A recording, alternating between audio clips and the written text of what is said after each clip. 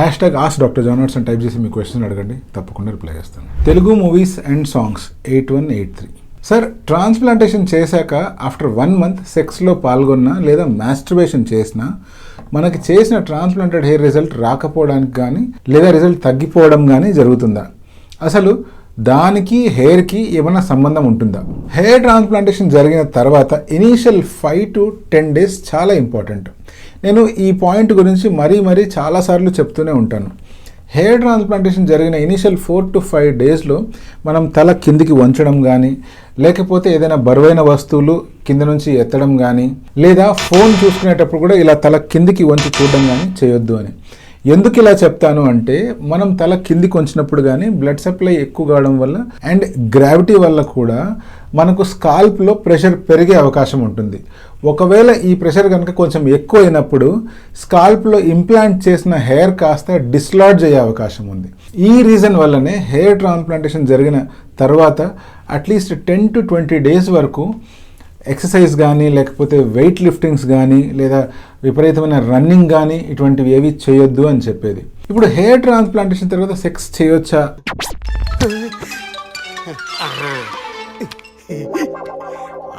ఒకవేళ మీరు సెక్స్లో పాల్గొనేటప్పుడు యాక్టివ్గా ఇన్వాల్వ్ అయ్యి మీరే లీడ్ రోల్ తీసుకునే సిచ్యువేషన్ ఉంది అంటే సాధ్యమైనంత వరకు అట్లీస్ట్ ఒక 10 to 15 days వరకు ఇది అవాయిడ్ చేయడం మంచిది.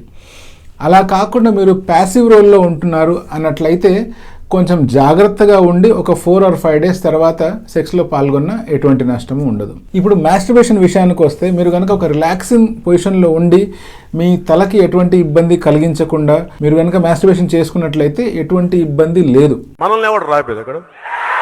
ఫైనల్గా నేను చెప్పాలనుకున్న పాయింట్ ఏంది అంటే, తలను విపరీతంగా ఊపడం కానీ, లేకపోతే తల కిందికి వంచి పెట్టి ఉంచాల్సిన అవసరం కానీ వస్తుంది అంటే మాత్రం అటువంటి యాక్టివిటీస్ని అవాయిడ్ చేయండి. హెయిర్ ట్రాన్స్ప్లాంటేషన్ జరిగిన తర్వాత ఎటువంటి లిమిటేషన్స్ లేకుండా సెక్స్లో పాల్గొనడం కానీ, లేకపోతే మాస్టర్బేషన్ ఎప్పుడు చేసుకోవచ్చు అంటే అట్లీస్ట్ ఒక 20-25 days తర్వాత మీరు ప్రశాంతంగా సెక్స్లో పాల్గొనవచ్చు. మీరు హ్యాపీగా రన్నింగ్, జాగింగ్ లాంటివి చేసుకోవచ్చు.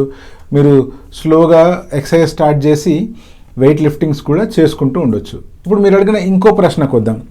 నిజంగా సెక్స్ కానీ, మాస్టర్బేషన్ కానీ అండ్ హెయిర్ ట్రాన్స్ప్లాంటేషన్ చేసిన జుట్టు పెరగకపోవడానికి ఏమైనా రిలేషన్ ఉందా అంటే, ప్రెషర్కి సంబంధించి లేదా ఫిజికల్గా హెయిర్ గ్రాఫ్ట్స్ ఏమైనా డిస్లాడ్జ్ అయిపోవడం కానీ జరిగితే తప్పిస్తే ఎటువంటి డైరెక్ట్ రిలేషన్ ఈ రెండింటికి లేదు. కొన్నిసార్లు ఇవే గ్రాఫ్ట్స్ కనుక డిస్లాడ్జ్ అయిపోయి ఊడిపోయాయంటే ఆ ఏరియా నుంచి బ్లీడింగ్ వచ్చే అవకాశం ఉంది. ఇవన్నీ ఫైనల్గా దేనికి దారి తీస్తాయంటే, మీకు సర్జరీ తర్వాత ఫైనల్గా వచ్చే రిజల్ట్ చాలా వరకు ఎఫెక్ట్ అయిపోయి హెయిర్ కొంచెం పల్చగా గ్రో అవ్వడం కానీ, లేకపోతే మీకు అనుకున్న డిజైర్డ్ న్యాచురల్ లుక్ ఉండకపోవడం కానీ జరిగే అవకాశాలు ఉంటాయి. మీ ఫ్రెండ్సే కనుక రీసెంట్గా హెయిర్ ట్రాన్స్ప్లాంట్ చేయించుకొని ఇటువంటి డౌట్స్తో బాధపడుతున్నారంటే తప్పకుండా వాళ్ళకి ఇది షేర్ చేయండి. This is doctor John signing of.